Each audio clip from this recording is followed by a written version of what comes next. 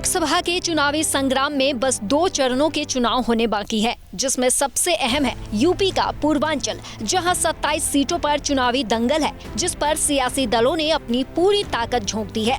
पूर्वांचल में तो बीजेपी की अग्नि परीक्षा मानी जा रही है, क्योंकि अगले 2 चरणों में जिन 27 सीटों पर चुनाव होने हैं, उनमें 15 सीटें ऐसी हैं जो बीजेपी के लिए बेहद अहम है, और इन 15 में से तो 8 सीटें ऐसी है जो बीजेपी ने पिछली बार 2019 में बेहद ही कम मार्जिन से जीती थी, जबकि 8 सीटों पर बीजेपी को हार का सामना करना पड़ा था। चलिए सबसे पहले आपको बताते हैं वो 8 सीटें जिन पर बीजेपी कम मार्जिन से जीती थी। भदोही में बीजेपी के जीत का अंतर 43,615 वोट था, जबकि कौशाम्बी में बीजेपी की जीत का अंतर 38,722 वोट था। वहीं संत कबीर नगर में बीजेपी की जीत का अंतर 35,759 वोट था।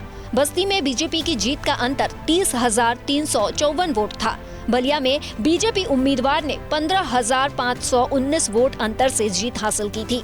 वहीं सुल्तानपुर में बीजेपी की जीत का अंतर 14,526 वोट था। वहीं चंदौली में बीजेपी की जीत का अंतर 13,959 वोट था। और मछली शहर में तो बीजेपी ने महज 181 वोट के अंतर से जीत हासिल की थी।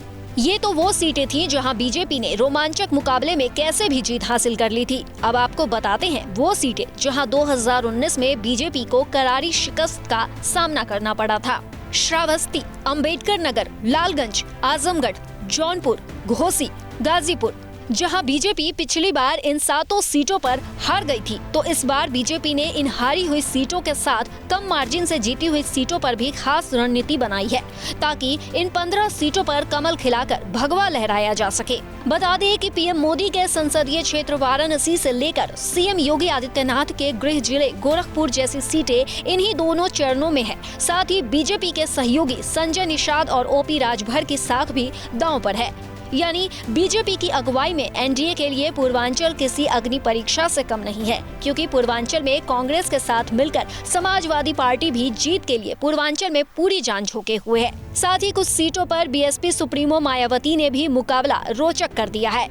आपको क्या लगता है, पूर्वांचल में बीजेपी को कितनी सीट मिलने वाली है? क्या बीजेपी पिछली बार से ज्यादा सीटों पर कब्जा कर पाएगी, या इस बार सीटें कुछ कम होगी?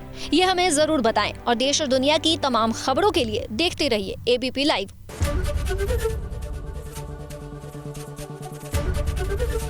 एबीपी गंगा, खबर आपकी, जुबान आपकी।